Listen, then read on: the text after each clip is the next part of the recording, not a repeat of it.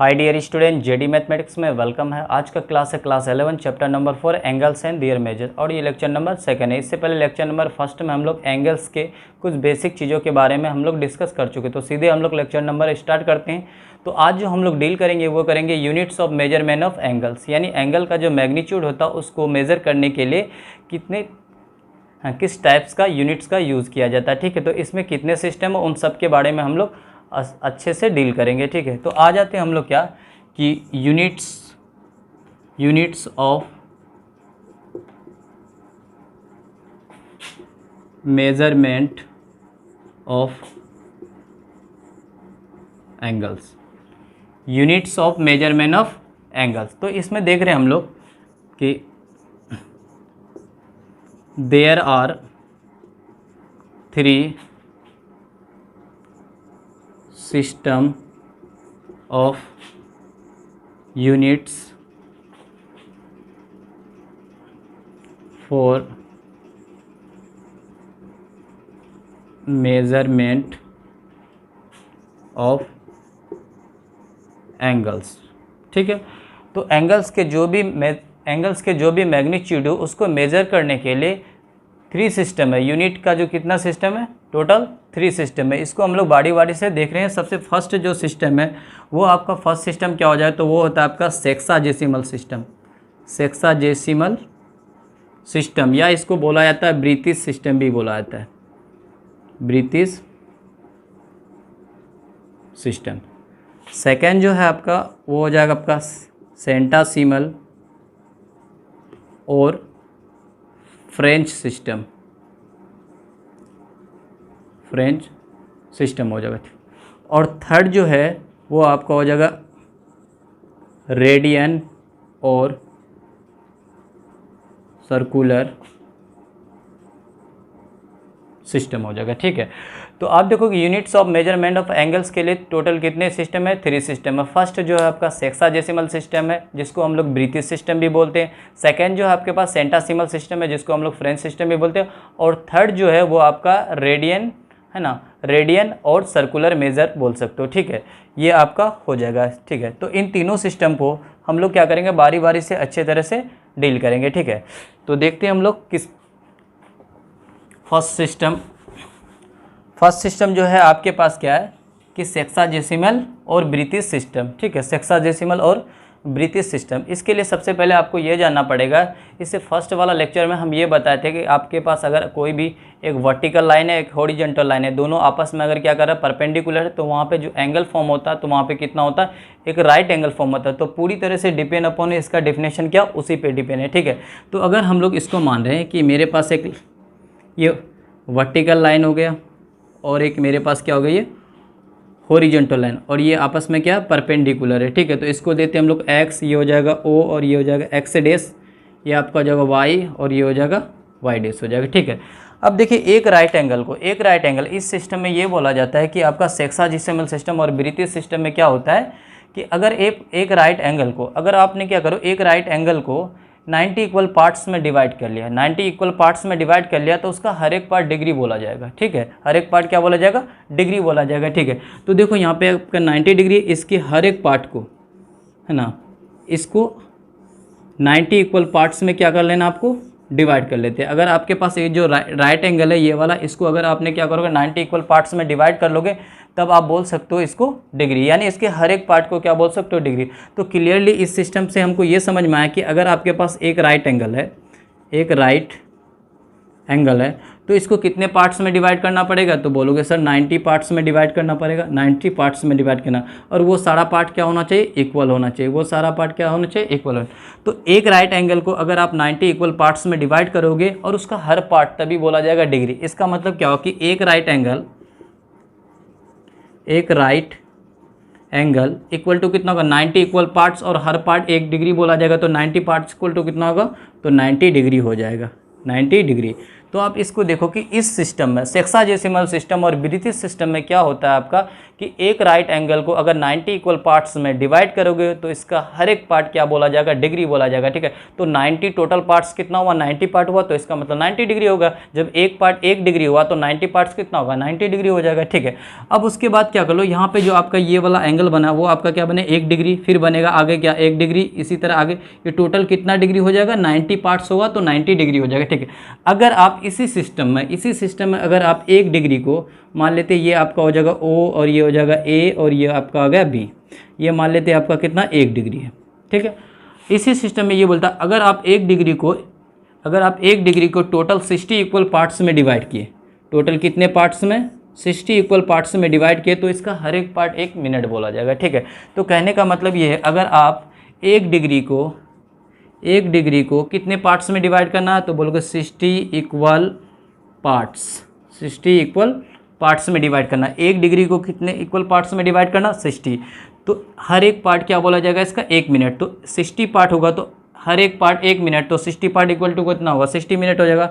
तो 1 degree equal to कितना हो जाएगा, 60 मिनट्स हो जाएगा, 60 मिनट्स, ठीक है। तो यहाँ पे हम 1 डिग्री इक्वल टू लिख सकते हैं 60 मिनट, मिनट का ये सिंबल है, ऊपर में एक डैश हो जाएगा, तो 1 डिग्री इक्वल टू कितना होगा, 60 मिनट हो जाएगा। 1 डिग्री इक्वल टू कितना हो जाएगा, 60 मिनट हो जाएगा, ठीक है। तो यहाँ तक हम लोग ये जाने कि अगर आप एक राइट एंगल को 90 इक्वल पार्ट में डिवाइड करोगे तो उसका हर एक पार्ट डिग्री बोला जाएगा, ठीक है। अगर उस डिग्री को 1 डिग्री को अगर आप 60 इक्वल पार्ट्स में डिवाइड करोगे तो उसका हर एक पार्ट क्या बोला जाएगा, मिनट बोला जाएगा, ठीक है। उसी तरह जब आप इसका 1 मिनट को, इस पार्ट को आप देख रहे हो, इस पर छोटा सा पार्ट अगर यहाँ पे आप लेके आ रहे हो इसको, है ना, इसको लेके आ रहे हो, अगर ये आपका 1 मिनट है, अगर आप इसको फिर से अगर 60 इक्वल पार्ट्स में डिवाइड करोगे, 1 मिनट को फिर से आप कितने पार्ट्स में डिवाइड करोगे, 60 इक्वल पार्ट्स में डिवाइड करोगे, ठीक है। तो उसका हर एक पार्ट बोला जाएगा। 1 मिनट को 60 इक्वल पार्ट्स में डिवाइड करोगे, 1 मिनट को 60 इक्वल पार्ट्स में डिवाइड करोगे और उसका हर एक पार्ट क्या बोला जाएगा, 1 सेकंड बोला जाएगा। तो टोटल कितने पार्ट है आपके पास, 60 पार्ट है, तो टोटल कितने सेकंड हो जाएंगे, 60 सेकंड हो जाएंगे। तो 1 मिनट इक्वल टू हो जाएगा 60 सेकंड, तो 1 minute equal to 60 second, second का क्या होता है, डबल डैश होता है, ठीक है। तो ये आपका हो जाएगा कि 1 minute equal to 60 second, 1 degree equal to 60 minute और एक right angle equal to 90 degree हो जाएगा, ठीक है। ये लिए हम लोग किया जाने कि सेक्साजेसिमल सिस्टम और ब्रीथिश सिस्टम में क्या होता है कि अगर आप एक राइट एंगल को 90 इक्वल पार्ट्स में डिवाइड कर ले तो उसका हर एक छोटा छोटा पार्ट क्या बोला जाएगा, 1 डिग्री बोला जाएगा। तो टोटल आप एक राइट एंगल को कितने पार्ट में डिवाइड किए, 90 पार्ट्स में, तो एक पार्ट 1 डिग्री, तो 90 पार्ट कितना होगा, 90 डिग्री हो जाएगा। तो एक राइट एंगल बराबर हो जाएगा आपका 90 डिग्री हो जाएगा, ठीक है। तो जब 1 डिग्री को 60 इक्वल पार्ट्स में डिवाइड करोगे तो उसका हर एक पार्ट बोला जाएगा क्या, 1 मिनट बोला जाएगा। तो 1 डिग्री को आपने कितने पार्ट्स में डिवाइड किया, 60 पार्ट्स में, तो एक पार्ट्स क्या होगा, 1 मिनट, तो 60 पार्ट्स क्या हो, 60 मिनट हो जाएगा। तो 1 डिग्री इक्वल टू हो जाएगा 60 मिनट हो जाएगा, ठीक है। उसी तरह अगर आप 1 मिनट को 60 इक्वल पार्ट्स में डिवाइड करोगे तो उसका हर एक पार्ट 1 सेकंड बोला जाएगा और 1 मिनट बराबर आपका कितना हो जाएगा, 60 सेकंड हो जाएगा। ये आपका सेक्साजेसिमल सिस्टम और ब्रीथिश सिस्टम में था, ठीक है। तो आप देखोगे कि डिग्री यानी 90 डिग्री, एक राइट एंगल बराबर कितना होगा, 90 डिग्री हो जाएगा, ठीक है। सेकंड वाला हम लोग देखते हैं, सेकंड वाला सिस्टम क्या है कि सेंटासिमल और फ्रेंच सिस्टम है।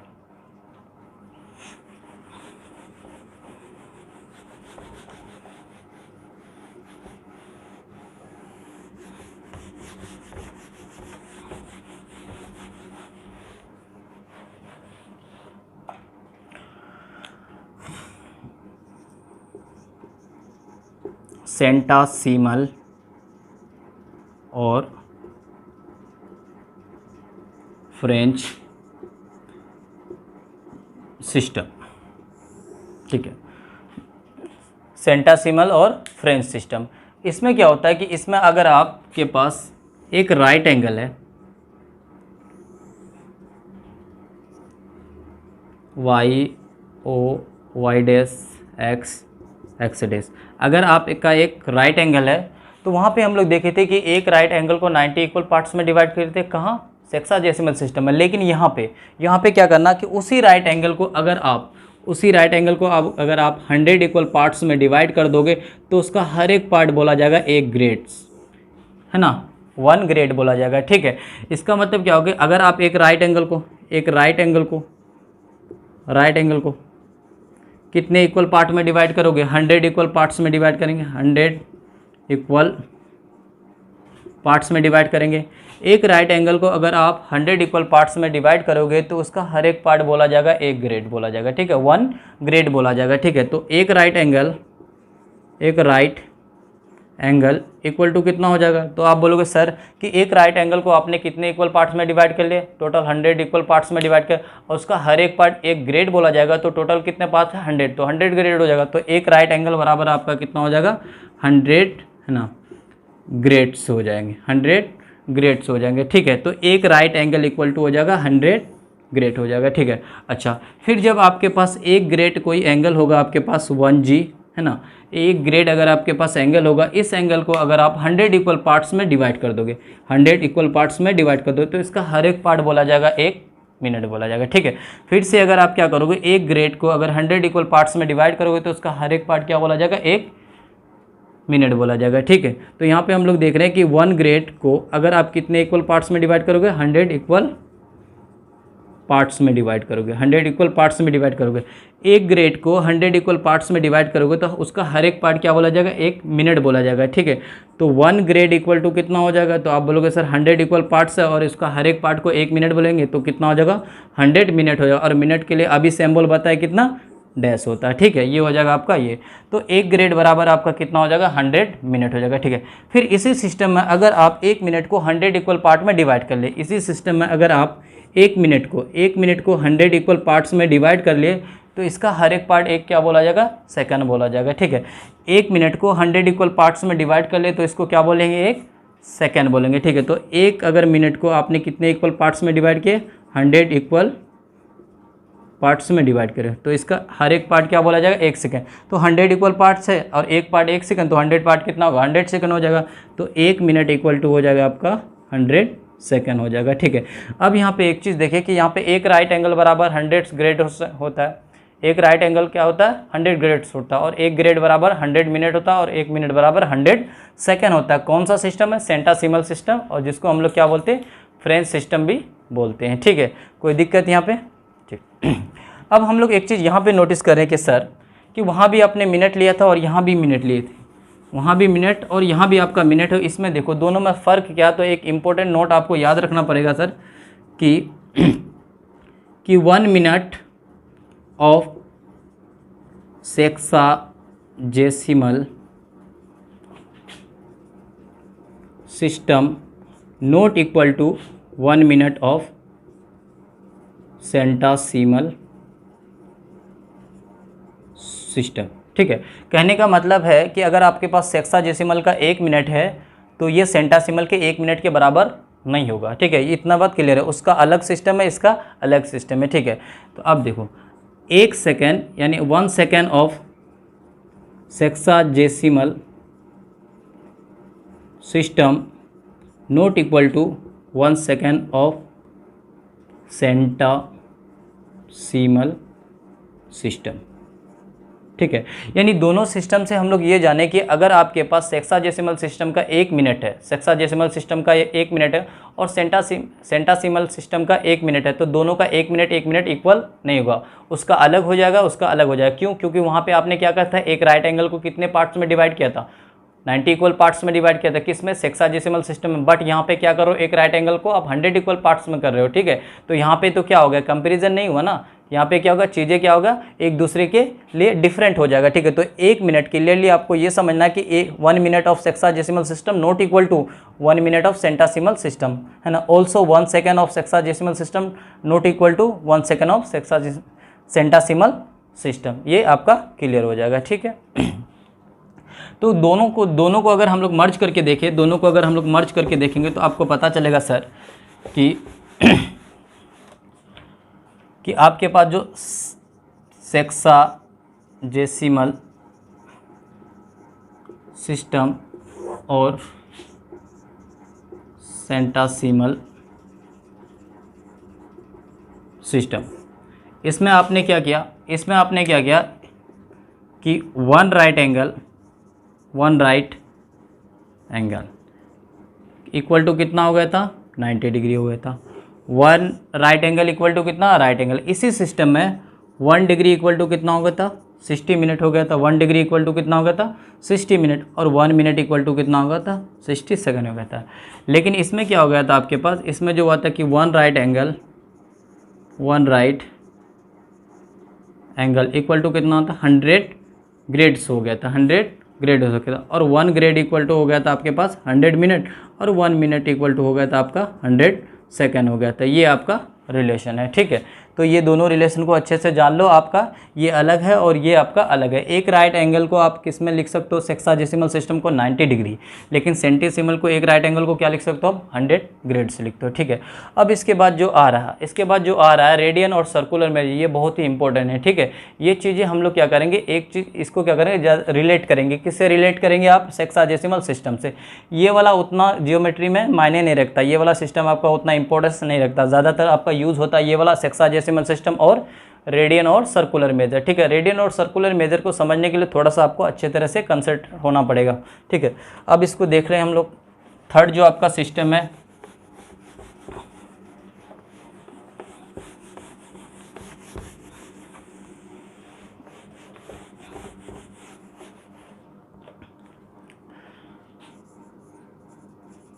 रेडियन और सर्कुलर मेजर, रेडियन और सर्कुलर मेजर, ठीक है। ये एक ऐसा मेजर है जो आपका कांस्टेंट मेजर बोला जाता है इसको, रेडियन और सर्कुलर मेजर, ठीक है। ये आपका थर्ड सिस्टम है, ठीक है। अब इसमें ये देख रहे हैं सर कि आप क्या करोगे, अगर आपके पास एक सर्कल है,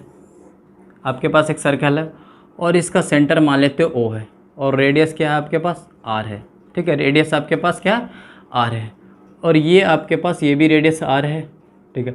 और ये जो है आपके पास, अगर यहाँ मान लेते हम लोग A है और ये B है, ठीक है। तो AB जो अर्क है उसकी लेंथ हम लोग मानते हैं L है, AB जो है इसकी लेंथ कितना है L है, और ये आपके पास एंगल, ठीक है, ये आपके पास एंगल है। तो रेडियन और सर्कुलर मेजर को डिफाइन करने के लिए क्या बोलाता है, the angle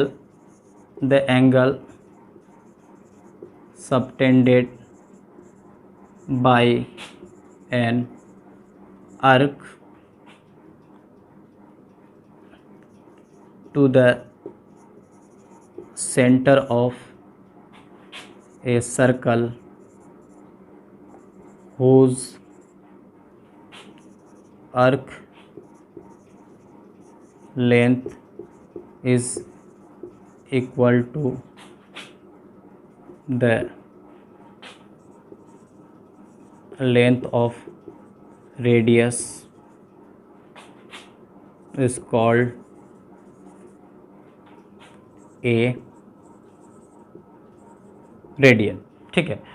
इसमें हम लोग देख रहे हैं क्या करें कि the angle subtended by an arc to the centre of a circle, किसी भी सर्कल के सेंटर में अगर उसके अर्क के द्वारा जो एंगल सबटेंडेड है ना, वो जो एंगल सबटेंडेड है ना, वो आपका एक रेडियन तभी बोला जाएगा जब उसके पास जो लेंथ ऑफ अर्क है वो आपका क्या होना चाहिए, उसके रेडियस के बराबर होना चाहिए, ठीक है। तो क्लियरली अगर आपके पास ये जो लेंथ ऑफ अर्क है वो अगर आपके पास R हो जाएगा, यानी आपके पास रेडियस है R, ये भी रेडियस, और ये जो लेंथ ऑफ अर्क है ये आपका कितना हो जाएगा R के बराबर हो जाएगा। तो यहाँ पे जो सबटेंडेड एंगल है अर्क के द्वारा जो सबटेंडेड एंगल है वो आपका क्या हो जाएगा 1 रेडियन हो जाएगा, ठीक है। 1C मतलब आपका C ऊपर में रहेगा तो सर्कुलर मेजर हो जाएगा 1 रेडियन। तो 1 रेडियन को डिफाइन करने के लिए आपको क्या होना पड़ेगा, 1 रेडियन को डिफाइन होने के लिए क्या करना पड़ेगा, जो आपके पास जो सर्कल है तो उसका आर्क जो सबटेंडेड एंगल बनाएगा सेंटर पे, तो उसका जो लेंथ ऑफ अर्क होगा वो कितना होना चाहिए, रेडियस के बराबर। किसी भी सर्कल के रेडियस के बराबर अगर लेंथ ऑफ अर्क हो जाए तो वहाँ से उस लेंथ ऑफ अर्क से जो सबटेंडेड एंगल बनेगा सेंटर पे वो आपका कितना बन जाएगा 1 रेडियन बन जाएगा, ठीक है। फिर अगर आप बोलोगे सर अगर आपके पास अगर लेंथ ऑफ अर्क आपका R हो गया तो आपका 1 रेडियन बोल दे, अगर लेंथ ऑफ अर्क 2R हो गया तो अगर यहाँ पे मान ले तो हम लोग का R है, ये आपका कितना रेडियस R है, और यहाँ से लेके यहाँ तक इसका जो लेंथ है वो हो जाएगा आपका 2R। तो ये आपके पास कितना हो जाएगा, तो ये आपके पास होगा 2 रेडियन हो जाएगा, ठीक है। ये आपके पास हो जाएगा, ये जो एंगल है 2 रेडियन हो जाएगा, ठीक है। तो क्लियरली रेडियन को क्या करते हैं हम लोग, रेडियन को देखने के लिए क्या करना पड़ता है कि अगर आपके पास किसी भी सर्कल में उसका लेंथ ऑफ जो अर्क है वो अगर सबटेंडेड एंगल बना रहा है किसमें, सेंटर पे, तो सेंटर में जो एंगल बना रहा है वो रेडियन तभी बोला जाएगा जब उसका लेंथ ऑफ अर्क 1 रेडियन तभी बोला जाएगा जब उसका लेंथ ऑफ आर्क उसके रेडियस के बराबर हो, यानी length of arc L equal to R हो जाए तो आपका कितना हो जाएगा, आपका 1 रेडियन हो जाएगा। कोई दिक्कत है इसमें? ठीक है। तो आप ये देखो सर, अगर आपने क्या करना है, अगर आपने क्या करोगे इसमें, अगर आपने इसमें क्या करोगे सर कि अगर लेंथ ऑफ आर्क को बढ़ा रहे हो, अगर आप इंक्रीज कर रहे हो तो क्या देख रहे हो कि एंगल भी क्या हो रहा है आपका, बढ़ रहा है। एंगल भी क्या हो रहा है आपका, बढ़ रहा है। तो आप डायरेक्ट ये बोल सकते हो कि सेंटर पे जो एंगल सबटेंडेड होता है वो डायरेक्टली प्रोपोर्शनल टू क्या हो जाएगा, L हो जाएगा। डायरेक्टली प्रोपोर्शनल टू क्या हो जाएगा, L हो जाएगा। ठीक है, वो हम लोग देखेंगे अगर आप बढ़ाओगे इसको। लेकिन एक टाइम तो ऐसा आएगा ना कि पूरा सर्कल का लेंथ ऑफ आर्क क्या हो सकता है, मैक्सिमम लेंथ ऑफ आर्क क्या हो सकता है, तो बोलोगे sir maximum length of arc क्या हो सकता है, तो 2πr हो सकता है। सर्कल का क्या हो सकता है, सरकमफेरेंस होता है। ठीक है, तो अगर आप देखोगे यहाँ पे सर कि मैक्सिमम लेंथ ऑफ आर्क ये कितना हो सकता है, तो बोलोगे 2πr, क्योंकि पूरे सर्कल, आर्क क्या होता है कि पीस ऑफ सर्कल होता है। पीस ऑफ सर्कल, अगर आपके पास सर्कल का कोई भी पीस लोगे तो क्या हो जाएगा आपके पास, वो आर्क हो जाएगा। ठीक है, अब पूरा होल पीस को लोगे तो होल पीस का क्या होता है आपके पास, जो सरकमफेरेंस होता है वो भी तो एक आर्क है, तो ये हो जाएगा आपका 2πr हो जाएगा, 2πr हो जाएगा। ठीक है, तो मैक्सिमम लेंथ ऑफ आर्क कितना हो जाएगा, 2πr हो जाएगा। ठीक है, अगर यहाँ से इसका एंगल निकालोगे तो कैसे निकलेगा, इसके बारे में हम लोग एक फॉर्मूला पढ़ेंगे। ठीक है, उसको पहले अच्छे से जान लेंगे तो वापस इसका। तो फिलहाल आप ये जाने कि रेडियन क्या होता है। रेडियन जो होता है आपके पास सर्कुलर मेजर, वो क्या होता है, किसी भी सर्कल में अगर उसके length of arc equal to R है और वो सबटेंडेड एंगल सेंटर पे बना रहा है तो वो एंगल 1 रेडियन तभी बोला जाएगा जब लेंथ जो है आर्क का वो कितना होना चाहिए, उसके रेडियस के बराबर होना चाहिए। ठीक है, अब हम लोग देख रहे हैं इसका एक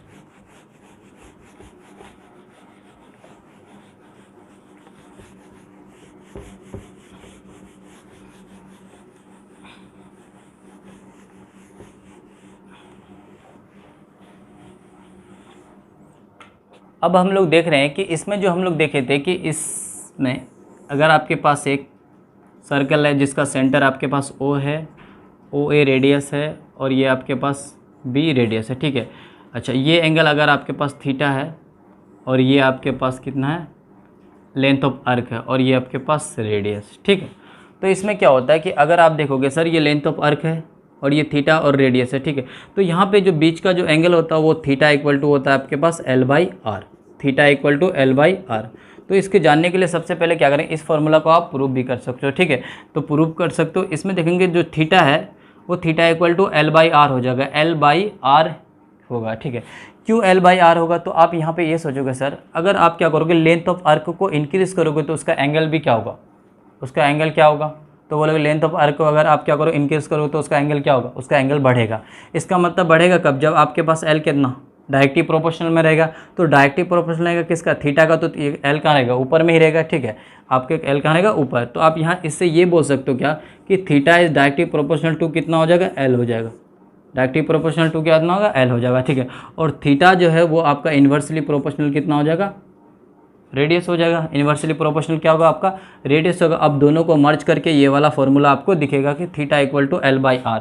लेकिन सबसे इंपॉर्टेंट बात है कि थीटा इक्वल टू L/R तो होगा, बट थीटा किस में होगा, तो बोलोगे सर थीटा जो होगा ना वो रेडियन में होगा। रेडियन बोलिए आप इसको क्या बोलिए, सर्कुलर मेजर बोलिए, सर्कुलर मेजर बोलना पड़ेगा। ठीक है, तो थीटा इक्वल टू L/R। इसको प्रूव करने के लिए क्या करना पड़ेगा, अगर आप प्रूव करना चाहते हो कि थीटा इक्वल टू है ना L/R कैसे होता है, to prove theta equal to L/R, theta equal to L/R। ठीक है, इसके लिए क्या करोगे आप, इसके लिए क्या करोगे, एक सर्कल लोगे है ना, एक सर्कल आपको लेना है, ये हो जाएगा O, ये A, और यहाँ पे एक एंगल बनाना है आपको कितना, ये लेंथ ऑफ आर्क ले लो R, और ये एंगल कितना हो जाएगा, तो बोलोगे सर 1 रेडियन। क्यों, क्योंकि आपके पास लेंथ ऑफ जो आर्क है वो किसके बराबर है, रेडियस के बराबर, तो एंगल कितना कम है। ठीक है, अब ये वाला है तो ये आप मान लो कितना, ये जो लेंथ ऑफ आर्क है ये L मान लेते हैं, और ये पूरा जो एंगल है ये आपका हो जाएगा थीटा हो जाएगा। पूरा जो एंगल है वो क्या हो जाएगा आपका,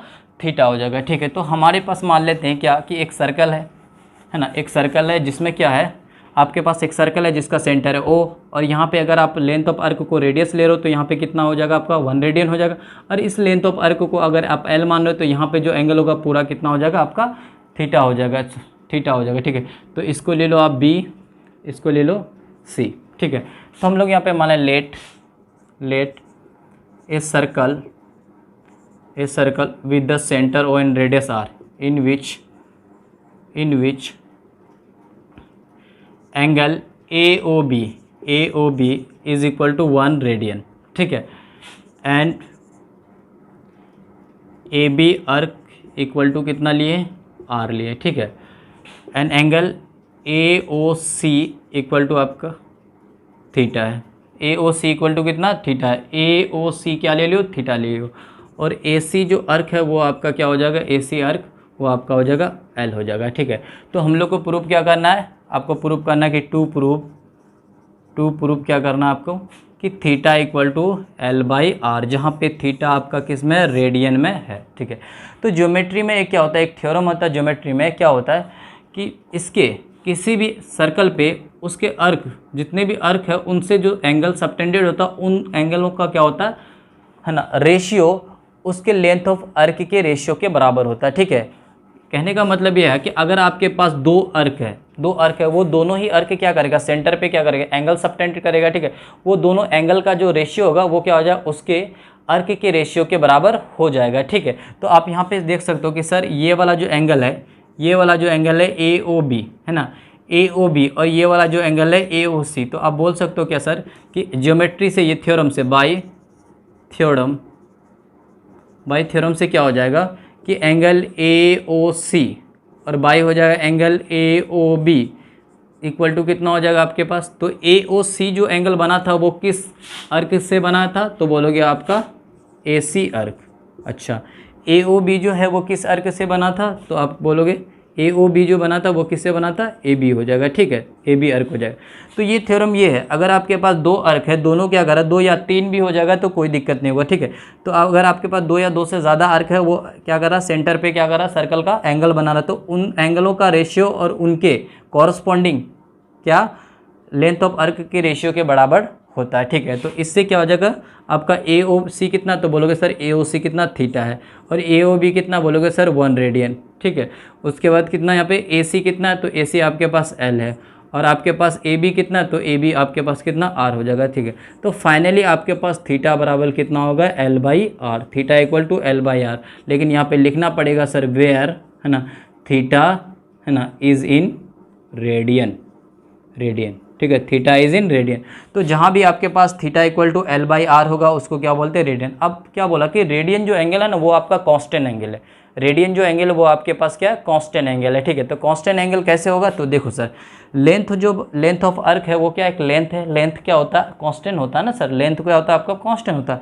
तो रेडियस भी क्या होता है, कांस्टेंट होता है। तो कांस्टेंट का जो कैलकुलेशन होता है वो हमेशा क्या होता है, कांस्टेंट नंबर। कोई भी कांस्टेंट नंबर है उसका कैलकुलेशन हमेशा क्या होगा, कांस्टेंट नंबर होगा। तो थीटा भी क्या हो जाएगा आपके पास, कांस्टेंट हो जाएगा, ठीक है। तो थीटा को, रेडियन को इसीलिए बोला जाता है, वो कांस्टेंट बोला जाता है, ठीक है। तो थीटा इक्वल टू कितना होता है, L/R होता है, थीटा इक्वल टू कितना होता है, L/R हो जाएगा, ठीक है। तो फाइनली हम लोग जल्दी से क्या करते हैं, रिलेशनशिप को क्या करते हैं, वेरीफाई करवा लेते हैं। तो यहाँ पे हम लोग देखें कि finally theta equal to L/R, L क्या है, तो बोलोगे लेंथ ऑफ अर्क, R क्या है, रेडियस है, और थीटा क्या, वो अर्क के द्वारा जो सबटेंडेड एंगल है सेंटर पे वो है, ठीक है, ये हो जाएगा। अब देखते हैं हम लोग क्या,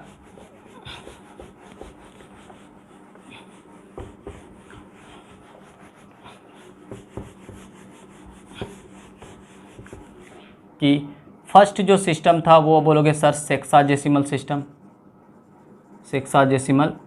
सिस्टम, ठीक है। अच्छा, सेकंड जो अभी थर्ड सिस्टम था वो आपका क्या हो जाएगा, रेडियन और सर्कुलर सिस्टम हो जाएगा, ठीक है।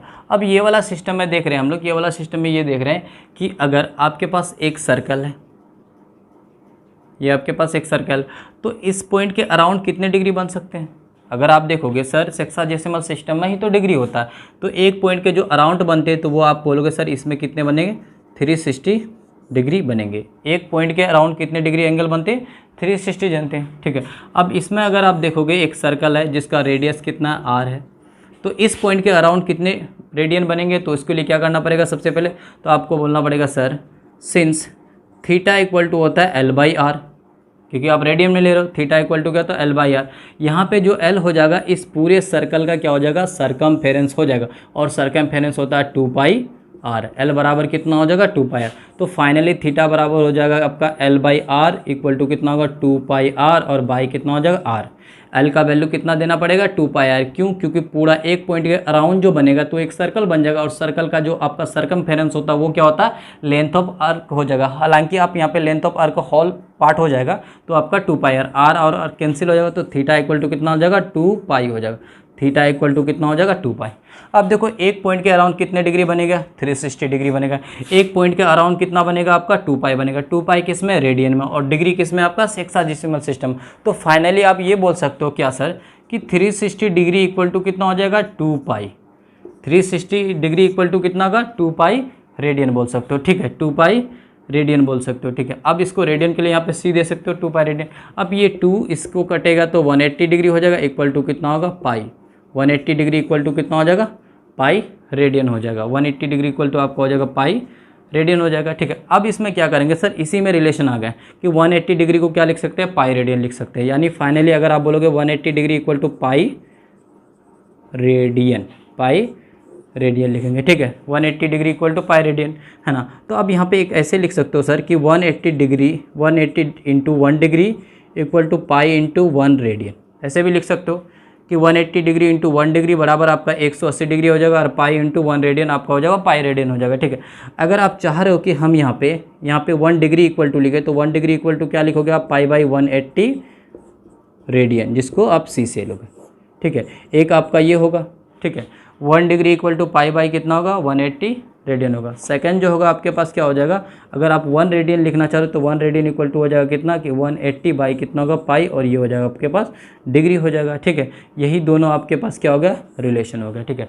तो 1 डिग्री इक्वल टू हो जाएगा पाई बाई कितना हो जाएगा 180, ये रेडियन हो जाएगा, और 1 रेडियन इक्वल टू हो जाएगा 180 बाई पाई, ठीक है। अच्छा, अगर आप बोलोगे सर पाई का वैल्यू क्या ले, तो पाई का वैल्यू वही, पाई का वैल्यू क्या लेना आपको 22/7 लीजिए, या अप्रोक्स का जो वैल्यू होता है आपका 3.14 वही यूज़ कीजिए, यही से आपका आंसर आ जाएगा, ठीक है। तो मॉडर्न बुक में अगर आप देखोगे तो यहाँ पे क्या होने वाला है देखो,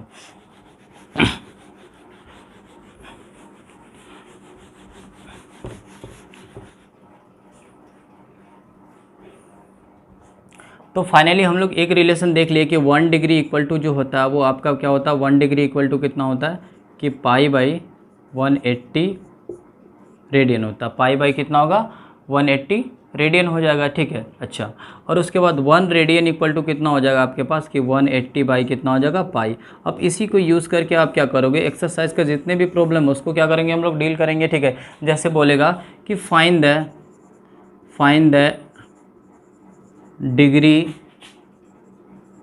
measure of pi by 6 radian.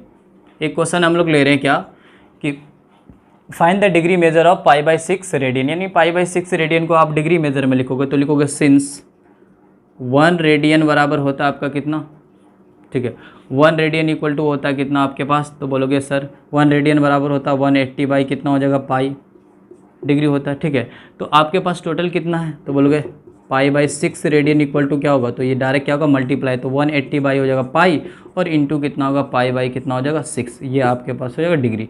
तो ये कटेगा किसने में 3 बार में, और ये कटेगा तो कितना हो जाएगा आपके पास 30 डिग्री हो जाएगा। यानी पाई बाई 6 जो रेडियन था वो कितना डिग्री के बराबर हो जाएगा 30 डिग्री के बराबर हो जाएगा, ठीक है। तो दूसरा क्वेश्चन ये भी पूछ सकता है कि फाइंड द रेडियन